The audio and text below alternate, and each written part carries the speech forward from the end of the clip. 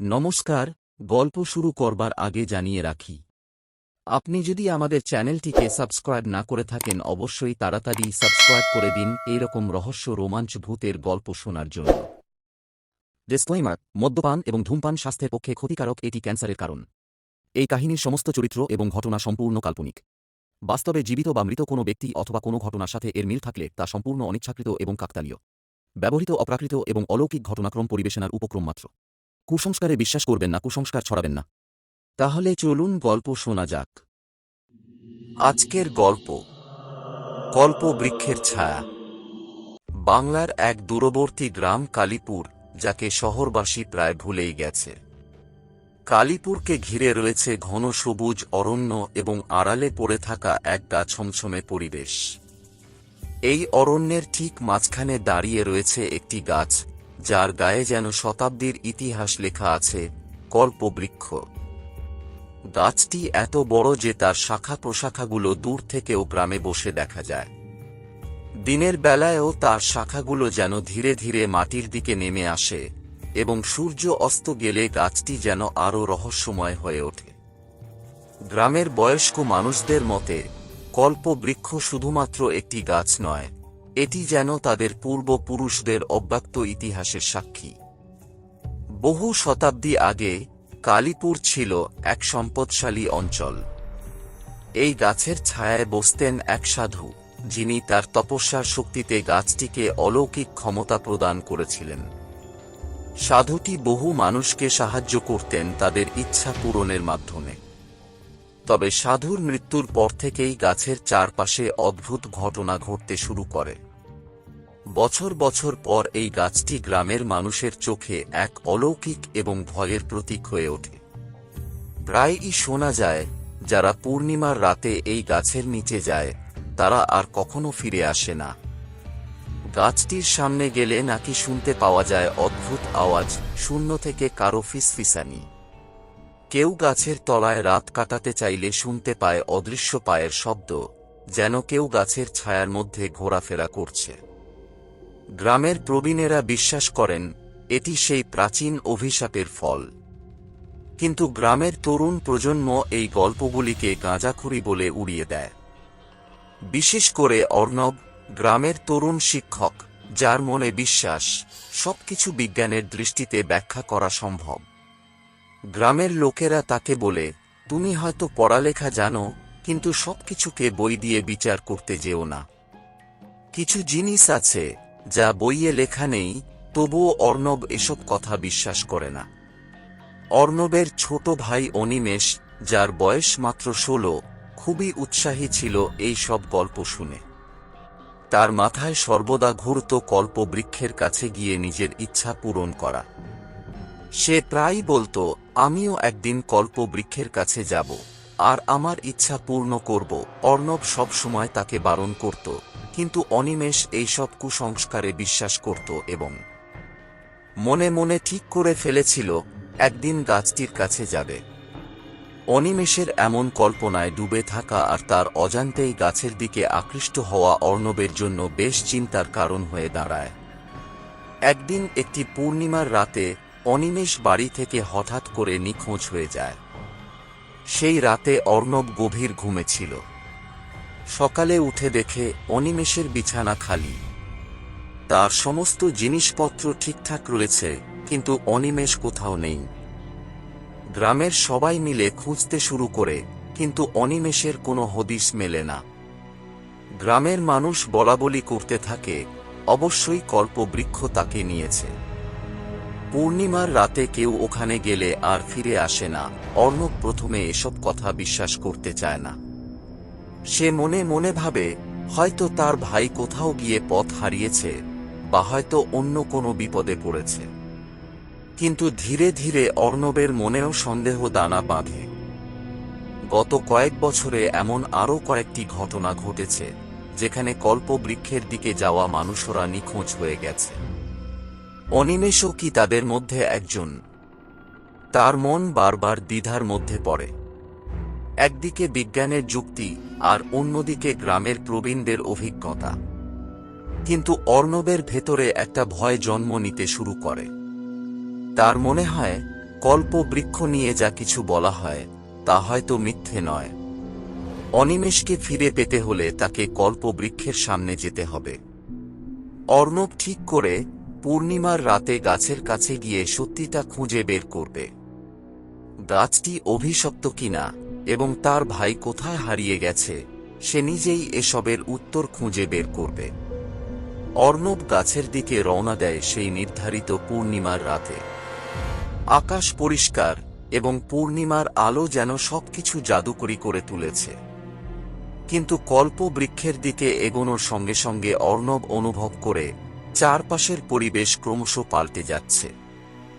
গাছের দিকে যাওয়ার পথটি কেমন যেন অন্ধকার এবং শীতল হয়ে ওঠে।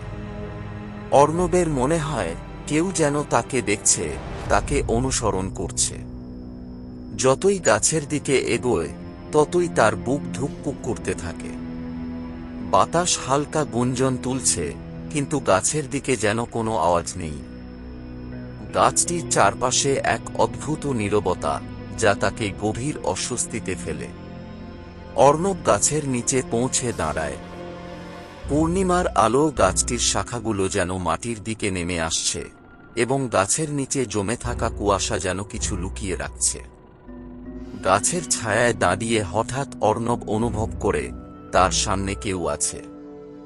সে ধীরে ধীরে সামনে তাকায় এবং দেখতে পায় এক ছায়ামূর্তি ধীরে ধীরে তার দিকে এগিয়ে আসছে।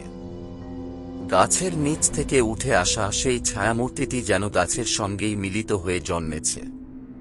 অর্ণব বুঝতে পারে এটি কোনো সাধারণ ছায়া নয়, এটি কোনো এক অশুভ শক্তির প্রতিচ্ছবি। মূর্তিটি তার দিকে এগিয়ে আসে এবং এক ভৌতিক কণ্ঠস্বর ভেসে আসে, তুমি এখানে কি খুঁজছ? তোমার ভাইকে খুঁজছ? অর্ণব যেন জমে যায়। ছায়ামূর্তিটি আরও বলে, তোমার ভাইকে আমি পেয়েছি, কিন্তু তাকে ফেরত পেতে চাইলে তোমাকে দিতে হবে তার বদলে আরেকটি আত্মা। অর্ণবের বুক কাঁপতে থাকে। তার সামনে দাঁড়িয়ে থাকা ছায়ামূর্তিটি যে আসলে কে এবং তার ভাই কোথায় তা জানার জন্য সে অধীর হয়ে ওঠে। কিন্তু তার মনে ভয় জমতে থাকে, এ কি সত্যিই তার ভাইকে ধরে রেখেছে, নাকি এটি এক বিভ্রম? অর্ণবের সামনে দাঁড়িয়ে থাকা সেই ছায়ামূর্তিটি ধীরে ধীরে আরও স্পষ্ট হতে শুরু করে। তার শরীরের গঠন দেখা যায়, যদিও মুখটি ঝাপসা ও অস্পষ্ট। এক অদ্ভুত সুরে মূর্তিটি বলে, আমি কল্পবৃক্ষের আত্মা, এই গাছের শক্তি আমাকে ধরে রেখেছে। আমি তোমার ভাইকে নিয়ে এসেছি, কিন্তু তাকে ফেরত পেতে চাইলে তোমাকে আমার সঙ্গে একটি চুক্তি করতে হবে। অর্ণব নিজেকে ধীরস্থির করার চেষ্টা করে, কিন্তু ভয় তার শরীরকে অসাড় করে দিয়েছে। সেই মুহূর্তে তার মনের ভেতরে অনিমেষের কথা ঘুরপাক খাচ্ছে। ভাইকে বাঁচাতে হলে তার যে কোনো মূল্য দিতে হবে, এ কথা সে নিজেই জানে। কিন্তু ছায়ামূর্তিটি কী ধরনের চুক্তির প্রস্তাব দিচ্ছে? অর্ণব জিজ্ঞাসা করে, কি চাও তুমি? আমি কিভাবে আমার ভাইকে ফেরত পাব? ছায়ামূর্তি হেসে বলে, তোমার ভাইকে বাঁচানোর একমাত্র উপায় হল আত্মদানের চুক্তি। যদি তুমি নিজের আত্মা উৎসর্গ করো তবে আমি তাকে মুক্তি দেব। তোমার জীবন শেষ হয়ে যাবে, কিন্তু তোমার ভাই বাঁচবে। অর্ণবের মাথায় ঘুরতে থাকে হাজারো প্রশ্ন। নিজের আত্মা দিতে হবে, তবে সে নিজেই তো আর বেঁচে থাকবে না। এই চুক্তি কি সত্যিই তার ভাইকে ফিরিয়ে দেবে, নাকি এটাও এক ধোঁকা? সেই মুহূর্তে অর্ণব বুঝতে পারে সিদ্ধান্ত নেওয়ার সময় এসেছে। ছায়ামূর্তিটি ধীরে ধীরে তার চারপাশে ঘুরছে, তাকে দ্রুত সিদ্ধান্ত নিতে বাধ্য করছে। অর্ণব সাহস সঞ্চয় করে বলে, আমি আমার ভাইকে ফিরিয়ে আনতে চাই, কিন্তু অন্য কোনো উপায় নেই কি? ছায়ামূর্তি হেসে ওঠে, উপায় একটাই। আমি কল্পবৃক্ষের প্রহরী। এখানে যা ঘটে তা আমার নিয়ন্ত্রণের বাইরে নয়। আমার দেয়া শর্ত মেনে নাও, না হলে তাকে আর ফিরে পাবে না। অর্ণবের মন বিভ্রান্তিতে ভরে যায়। একদিকে ভাইকে বাঁচানোর প্রয়োজন, অন্যদিকে নিজের জীবন উৎসর্গ করার ভয়। তার মনে পড়ে যায়, গ্রামের প্রবীণরা বলতেন, গাছের অভিশাপ কোনো সাধারণ শক্তি নয়, এর গভীরে রয়েছে কোনো প্রাচীন শক্তির ছায়া। কিন্তু সে এখন এই চুক্তি না করলে তার ভাইকে কোনোভাবেই ফিরে পাবে না। অর্ণবের মনে ধীরে ধীরে আরেকটি প্রশ্ন জাগে। এই ছায়ামূর্তিটি কে? কিভাবে এই কল্প বৃক্ষের সঙ্গে এতটা যুক্ত হল? মূর্তিটির কাছ থেকে সে জানতে চায়, তুমি কে এবং কেন তোমার সঙ্গে এই গাছের অভিশাপের যোগসূত্র রয়েছে? ছায়ামূর্তিটি কিছুক্ষণের জন্য চুপ করে থাকে। এরপর সে ধীরে ধীরে বলতে শুরু করে, আমি রুদ্র। বহু বছর আগে আমি ছিলাম এই গ্রামের প্রধান পুরোহিত। তখন এই গাছ ছিল এক পবিত্র গাছ, যা মানুষের ইচ্ছা পূরণ করত। আমি এর প্রহরী ছিলাম এবং সাধনা করতাম। কিন্তু আমার লোভের কারণে সবকিছু বদলে যায়। অর্ণব বুঝতে পারে, এই রুদ্রই সেই ব্যক্তি যার কারণে কল্পবৃক্ষ অভিশপ্ত হয়েছে। রুদ্র আরও বলতে থাকে, আমার লোভ ছিল অমরত্বের। আমি এই গাছের কাছে গিয়ে অমরত্বের বর চেয়েছিলাম, কিন্তু সেই বর আমাকে শৃঙ্খলিত করেছে এই গাছে। আমার ইচ্ছা পূরণ হয়েছে, কিন্তু এর জন্য আমাকে চিরকাল এখানে প্রহরী হয়ে থাকতে হবে। এখন আমার মুক্তির একমাত্র উপায় হল পূর্ণিমার রাতে একজন মানুষের আত্মা গ্রহণ করা। অর্ণব স্তম্ভিত হয়ে শোনে। রুদ্রের এই অভিশাপের গল্প তাকে আরও বিভ্রান্ত করে। সে ভাবে, তার নিজের ইচ্ছা পূরণের জন্যই কি তাকে এই চক্রে ফাঁসতে হবে? রুদ্র যদি মুক্তি পায়, তাহলে কি এই অভিশাপ শেষ হয়ে যাবে? রুদ্র বলতে থাকে, তুমি যদি নিজেকে উৎসর্গ করো, তবে আমার অভিশাপও ভাঙবে। তুমি এবং তোমার ভাই দুজনেই মুক্তি পাবে, তবে আমি আর কখনো এই গাছে আবদ্ধ থাকব না। অর্ণব তার ভাই অনিমেষকে বাঁচানোর তীব্র ইচ্ছা এবং নিজের জীবন নিয়ে লড়াই করছে। রুদ্রের প্রস্তাব তাকে এক কঠিন বাস্তবতার মুখোমুখি দাঁড় করিয়েছে। একদিকে তার নিজের জীবন এবং ভবিষ্যৎ, অন্যদিকে তার ভাইয়ের জীবন। কোনটিকে বেছে নেবে? সিদ্ধান্তটি অত্যন্ত জটিল এবং সময়ও দ্রুত ফুরিয়ে আসছে। কল্পবৃক্ষের নিচে সেই ছায়ামূর্তির চোখের দিকে তাকিয়ে অর্ণব উপলব্ধি করে, সে একটি বিরাট শক্তির সামনে দাঁড়িয়ে আছে। রুদ্র, যার আত্মা এই গাছে আবদ্ধ, অমরত্বের লোভে তার নিজের জীবন উৎসর্গ করেছে। এখন অর্ণবকে সেই লোভের কুফল ভোগ করতে বলা হচ্ছে। অমরত্বের আকাঙ্ক্ষা যে কতটা বিপজ্জনক হতে পারে, তা রুদ্রের গল্প থেকে স্পষ্ট। এই গাছের মূল সমস্যাটি হল, এটি লোভ এবং ইচ্ছাকে নিয়ন্ত্রণ করে। যারা এতে নিজের স্বার্থ নিয়ে আসে, তারা শেষ পর্যন্ত এটার ফাঁদে আটকা পড়ে যায়। অর্ণব জানে যে রুদ্রের প্রস্তাবের সাথে সম্মতি দিলে সে নিজেও সেই অভিশাপের শিকার হবে। তবে একই সঙ্গে তার ভাইকে হারানোর ভয় তাকে আরও দুর্বল করে দেয়। ছায়ামূর্তির মুখে এক অদ্ভুত হাসি ফুটে ওঠে যখন অর্ণবকে দেখা যায় গভীর চিন্তায় মগ্ন। মূর্তিটি তখন বলে, তোমার সময় শেষ হয়ে আসছে। তুমি যদি চুক্তি করতে না চাও, তবে তোমার ভাই চিরতরে হারিয়ে যাবে। এই হুমকি অর্ণবের মনের ভেতরে আতঙ্কের সঞ্চার করে। তার মনে পড়ে গ্রামের পুরনো কাহিনীগুলো, যেখানে বলা হয়েছিল কল্পবৃক্ষের সামনে কোনো ব্যক্তি যদি আত্মদানে রাজি না হয়, তবে তার পরিবার এবং ভবিষ্যৎও নষ্ট হয়ে যায়। কিন্তু এমন কিছু থাকা উচিত যা রুদ্রের চুক্তি ছাড়াই তাকে উদ্ধার করতে পারে। সেই মুহূর্তে তার চোখ পড়ে গাছের নিচে লিপি খোদাই করা একটি পাথরের ওপর। সেখানে লেখা রয়েছে এক প্রাচীন সংস্কৃত শ্লোক, যা সম্ভবত কল্পবৃক্ষের আসল ইতিহাস এবং তার মুক্তির পথের ইঙ্গিত দেয়। শ্লোকটির অর্থ বের করার চেষ্টা করে অর্ণব উপলব্ধি করে, এই গাছ শুধু অভিশাপের প্রতীক নয়, এটি একসময় ছিল আশীর্বাদের প্রতীক। গাছটি মানুষের ইচ্ছা পূরণ করত, কিন্তু তখন তার ইচ্ছাগুলো ছিল নিঃস্বার্থ। লোভ ও স্বার্থপরতা গাছটিকে অভিশপ্ত করেছে, রুদ্রের মতো মানুষের কারণে। এই পাথরে লিপি দিয়ে স্পষ্ট লেখা আছে, লোভের বিনিময়ে আত্মদান হলে মুক্তি অসম্ভব। নিঃস্বার্থ আত্মদানই অভিশাপ থেকে মুক্তির একমাত্র পথ। অর্ণবের মনের গভীরে এক নতুন চিন্তা জন্ম নেয়। যদি তার আত্মদান নিঃস্বার্থ হয়, তবে হয়তো রুদ্রের অভিশাপ ভাঙা সম্ভব। কিন্তু এই আত্মদান কিভাবে করবে? রুদ্রের মতো অমরত্বের লোভ থেকে নয়, বরং নিঃস্বার্থভাবে কোনো ইচ্ছা ছাড়া নিজেকে উৎসর্গ করতে হবে। সে বুঝতে পারে তার ভাইকে বাঁচাতে তাকে নিজের জীবনের চেয়েও বড় কিছু করতে হবে। অর্ণব পুরোপুরি নিশ্চিত হয়ে ওঠে, কেবল রুদ্রের শর্ত মেনে নিলে সমস্যার সমাধান হবে না। সে কল্প বৃক্ষের কাছে গিয়ে মাথা নিচু করে বলে, আমি আমার আত্মা উৎসর্গ করতে প্রস্তুত, কিন্তু আমার আত্মদান লোভ বা স্বার্থ থেকে নয়। আমি চাই এই অভিশাপের চক্রটি চিরতরে শেষ হোক। আমি চাই কল্প বৃক্ষ তার পুরনো পবিত্রতা ফিরে পাক।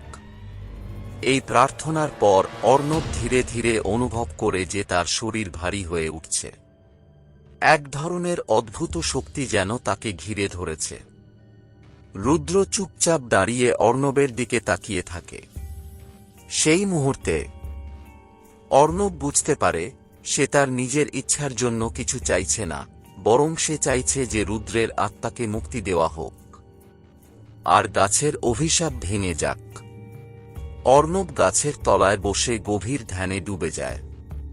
তার মন পরিষ্কার এবং সে মনে মনে তার সমস্ত ইচ্ছা ও লোভ থেকে মুক্ত হয়ে প্রার্থনা করতে থাকে। ধীরে ধীরে গাছের চারপাশের পরিবেশ বদলাতে শুরু করে। হালকা বাতাস বইতে থাকে এবং গাছের শিকড়ের নিচে মাটির ভেতর থেকে একটি আলোর রেখা বেরিয়ে আসে। পূর্ণিমার আলো যেন আরও তীব্র হয়ে ওঠে। গাছের নিচে রুদ্রের ছায়ামূর্তিটি হঠাৎ করে কাঁপতে থাকে। রুদ্র অবাক হয়ে বুঝতে পারে যে অর্ণবের আত্মদান শুধু গাছের অভিশাপ ভাঙতে সক্ষম নয়, তার নিজের মুক্তির পথও খুলে দিচ্ছে। এত বছর ধরে আমি এখানে আটকে ছিলাম, রুদ্র বলতে থাকে, তোমার মতো কেউ আসবে এ কথা আমি ভাবিনি। এতদিন ধরে শুধুই লোভের মধ্যে ছিলাম, কিন্তু এখন আমি বুঝতে পারছি মুক্তি একমাত্র নিঃস্বার্থতায়। অর্ণবের নিঃস্বার্থ আত্মদান প্রকৃত অর্থে গাছের ক্ষমতাকে জাগিয়ে তোলে। গাছের শিকড়গুলোর মধ্যে আলো ছড়িয়ে পড়ে এবং ধীরে ধীরে রুদ্রের ছায়ামূর্তি ম্লান হতে থাকে। রুদ্রের কণ্ঠস্বর ধীরে ধীরে নিস্তব্ধ হয়ে যায়, আর তার শেষ কথা শোনা যায়, তুমি আমাকে মুক্তি দিলে, কিন্তু মনে রেখো অভিশাপের শেষ মানেই সবসময় মুক্তি নয়। গাছের নিচে হঠাৎ করেই সবকিছু থেমে যায়। কুয়াশা মিলিয়ে যেতে থাকে আর অর্ণব চোখ খুলে দেখে তার সামনে তার ভাই অনিমেষ শুয়ে আছে। অনিমেষ ধীরে ধীরে নড়তে শুরু করে, যেন কোনো গভীর ঘুম থেকে জেগে উঠছে। অনিমেষকে বাঁচিয়ে তোলার পর অর্ণব অনুভব করে তার মনের গভীরে এক অদ্ভুত প্রশান্তি নেমে এসেছে। রুদ্রের আত্মা মুক্তি পেয়েছে এবং সেই সঙ্গে কল্প বৃক্ষের অভিশাপও ভেঙে গেছে। গাছটি এখন আর তার আগের মতো অন্ধকার বা ভয়ঙ্কর নয়, বরং তার শাখাগুলো ধীরে ধীরে আলোর দিকে ঝুঁকে পড়ছে। গাছের চারপাশের পরিবেশ হালকা এবং শান্ত হয়ে উঠেছে। পূর্ণিমার আলো গাছের পাতাগুলোকে স্পর্শ করে, যেন প্রকৃতির সঙ্গে একাত্মতা ঘটেছে। অর্ণব অনিমেষকে জড়িয়ে ধরে। ভাইকে ফিরে পাওয়ার আনন্দে তার চোখ ভিজে যায়। অনিমেষ তার দিকে তাকিয়ে ধীরে ধীরে বলে, ভাই, আমি কিভাবে এখানে এলাম? আমার মনে পড়ে আমি গাছের কাছে গিয়েছিলাম, কিন্তু তারপর সব অন্ধকার হয়ে গিয়েছিল। অর্ণব তাকে সবকিছু বলেনি। সে শুধু বলে, তুমি এখন নিরাপদ। সবকিছু ঠিক হয়ে গেছে। অর্ণব জানে এই গল্পের জটিলতাগুলো অনিমেষের বোঝার দরকার নেই। রুদ্রের আত্মা মুক্তি পেয়েছে এবং গাছটি আবার পবিত্র হয়ে উঠেছে, এটাই সবচেয়ে গুরুত্বপূর্ণ। তারা দুজন গ্রামে ফিরে যাওয়ার জন্য প্রস্তুতি নেয়, কিন্তু গাছের দিকে ফিরে তাকিয়ে অর্ণব বুঝতে পারে তার জীবনও চিরতরে বদলে গেছে। কল্প বৃক্ষ তাকে শুধু তার ভাইকে ফিরিয়ে দেয়নি, বরং জীবনের প্রকৃত অর্থ শিখিয়েছে, লোভ আর ইচ্ছার ঊর্ধ্বে উঠে নিঃস্বার্থতা এবং ভালোবাসাই জীবনের মূল মন্ত্র। অর্ণব এবং অনিমেষ যখন গ্রামে ফিরে আসে তখন গ্রামবাসীরা অবাক হয়ে তাদের দিকে তাকায়। অনিমেষের নিখোঁজ হওয়ার ঘটনা সবার মনকে নাড়িয়ে দিয়েছিল। অনেকেই ভেবেছিল সে আর ফিরে আসবে না, কিন্তু তার ফিরে আসার পর গ্রামের মানুষরা নতুন করে বিশ্বাস করতে শুরু করে যে কল্পবৃক্ষের অভিশাপ শেষ হয়েছে। অর্ণব যদিও গ্রামের লোকদের সঙ্গে এই ঘটনার বিস্তারিত কিছু শেয়ার করে না, তবে সে বুঝতে পারে যে গাছটি এখন আর অভিশপ্ত নয়। তবে কয়েক সপ্তাহের মধ্যেই গানের পরিবেশে এক আশ্চর্য পরিবর্তন দেখা দেয়। সেই অভিশপ্ত কল্পবৃক্ষ, যার কাছাকাছি আসতে কেউ সাহস করত না, এখন যেন গ্রামের এক আশীর্বাদ হয়ে উঠেছে। গাছের চারপাশের মাটি ফলপ্রসূ হতে শুরু করে, গ্রামের কৃষিজমিতে উৎপাদন বেড়ে যায়, আর গাছের শীতল ছায়ায় ভ্রমণকারীরা এখন এসে বিশ্রাম নিতে শুরু করে। তবে গ্রামের প্রবীণেরা কল্পবৃক্ষের ইতিহাস ভুলে যায়নি। তারা জানে এই গাছ কখনো শুধুই অশুভ ছিল না, এটি কখনো গ্রামবাসীদের মঙ্গলকামী ছিল, কিন্তু মানুষের লোভের কারণে অভিশপ্ত হয়েছিল। অর্ণব ও অনিমেষ একসঙ্গে আবার গ্রামে বসবাস শুরু করে, তবে অর্ণবের মন শান্তির মধ্যেও কখনো কখনো সেই রাতে ঘুরে আসে। সে অনুভব করে কিছু অভিজ্ঞতা জীবনে এমন হয় যা সরাসরি কাউকে বোঝানো যায় না, কেবল অনুভব করা যায়। রুদ্রের কথা তার মনে ঘুরপাক খেতে থাকে। অভিশাপের শেষ মানেই সবসময় মুক্তি নয়।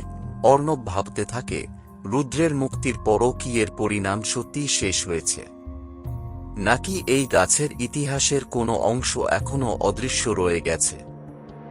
গায়ের মানুষদের জন্য নতুন জীবন শুরু হলেও অর্ণবের মনে আরও গভীর চিন্তার উদ্রেক হয়। তিনি বুঝতে পারেন, কল্পবৃক্ষের আসল ক্ষমতা হয়তো এখনও পুরোপুরি প্রকাশিত হয়নি। গাছটির গভীরে হয়তো আরও কিছু লুকিয়ে আছে, যা ভবিষ্যতে প্রকাশিত হবে। কিন্তু অর্ণব চুপ থাকে, কারণ সে জানে অতীতের অন্ধকারকে যতটা সম্ভব দূরে রাখতে হবে। গ্রামের মানুষ এখন কল্পবৃক্ষের প্রতি আবারও শ্রদ্ধা ফিরিয়ে আনে।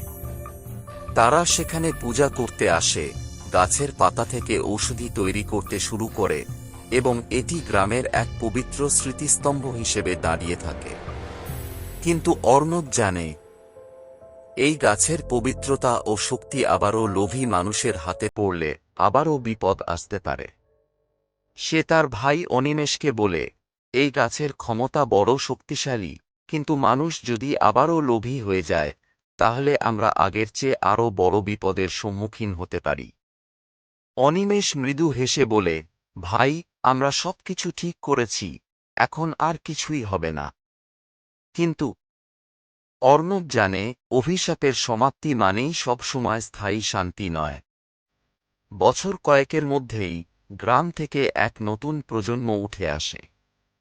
তারা কল্পবৃক্ষের পুরনো ইতিহাস জানে না, শুধু জানে এই গাছ এখন তাদের আশীর্বাদ দিচ্ছে। এই নতুন প্রজন্ম অশুভ ইতিহাসের গল্প শুনতে চায় না, তারা কেবল বর্তমানের মঙ্গল নিয়ে ব্যস্ত। অর্ণব দেখেও কিছু বলে না, কারণ সে জানে সময়ের সঙ্গে মানুষের স্মৃতি ফিকে হয়ে আসে। তবুও তার মনের ভেতরে সেই দিনের ঘটনা জীবন্ত থাকে, কিভাবে তার নিঃস্বার্থ আত্মদান রুদ্রের অভিশাপ ভেঙেছিল এবং সেই রাতে কল্পবৃক্ষের প্রকৃত শক্তি জাগ্রত হয়েছিল। গাছটি এখন আবারও পবিত্র হয়েছে, তবে অর্ণব জানে, গাছের এই মহিমা কেবল তখনই টিকে থাকবে যদি মানুষ তার লোভ ও ইচ্ছা দূরে রাখে। অর্ণব নিজেকে গ্রামের রক্ষক মনে করতে শুরু করে, যারা কল্পবৃক্ষকে সঠিকভাবে সংরক্ষণ করার দায়িত্ব পালন করবে। সে স্থির করে, ভবিষ্যতে যেন কেউ এই গাছের অভিশপ্ত ইতিহাস না জাগিয়ে তোলে, সেই দায়িত্ব তাকে পালন করতে হবে। অর্ণবের জন্য কল্পবৃক্ষের সঙ্গে তার সম্পর্ক শুধু অতীতের একটি অভিজ্ঞতা নয়, বরং একটি নীরব উত্তরাধিকার যা তাকে চিরকাল রক্ষা করতে হবে। কিছুদিন পরে অর্ণব গাছের তলায় বসে ধ্যান করতে থাকে। তার মনে হয়, গাছটি যেন তার সঙ্গে কথা বলছে। গাছের শিকড়ের মধ্যে এক নতুন প্রাণশক্তি ধীরে ধীরে অনুভব করতে থাকে সে। মনে হয় গাছটি তাকে জানাচ্ছে, তুমি আমার রক্ষক, কিন্তু লোভের চক্রের শেষ কোনোদিন আসবে না। যতক্ষণ মানুষ তার স্বার্থ ছাড়তে পারবে, ততক্ষণই আমার শক্তি নিরাপদ থাকবে। এখন অর্ণবের সামনে নতুন দিনের সূচনা হয়, যেখানে কল্পবৃক্ষ তার পুরনো অভিশাপের ছায়া থেকে মুক্তি পেয়েছে। গাছটি আবারও পবিত্র, আবারও গ্রামবাসীদের জীবনের আশ্রয়স্থল। কিন্তু অর্ণব জানে, গাছের ইতিহাসে লুকিয়ে থাকা কিছু রহস্য হয়তো ভবিষ্যতের কোনো দিনে আবারও মাথা তুলে দাঁড়াবে। সেই দিন অর্ণব আর থাকবে না, কিন্তু তার উত্তরাধিকার রক্ষার দায়িত্ব গ্রামবাসীদের হাতে থাকবে। গাছটি যেন তার মনের গভীরে বলে, তুমি আমাকে মুক্তি দিয়েছ, কিন্তু পৃথিবীর লোভের অভিশাপ কখনো পুরোপুরি শেষ হয় না। সেই চক্র চলতেই থাকবে। গল্পটি এখানেই সমাপ্ত করা হলো। সুস্থ থাকবেন, ভালো থাকবেন এবং নিত্য নতুন আপডেট পাওয়ার জন্য আমাদের পাশে থাকবেন। আপনাদের কাছে এটাই আমার ছোট্ট রিকোয়েস্ট। আবার দেখা হচ্ছে পরবর্তী ভিডিওতে।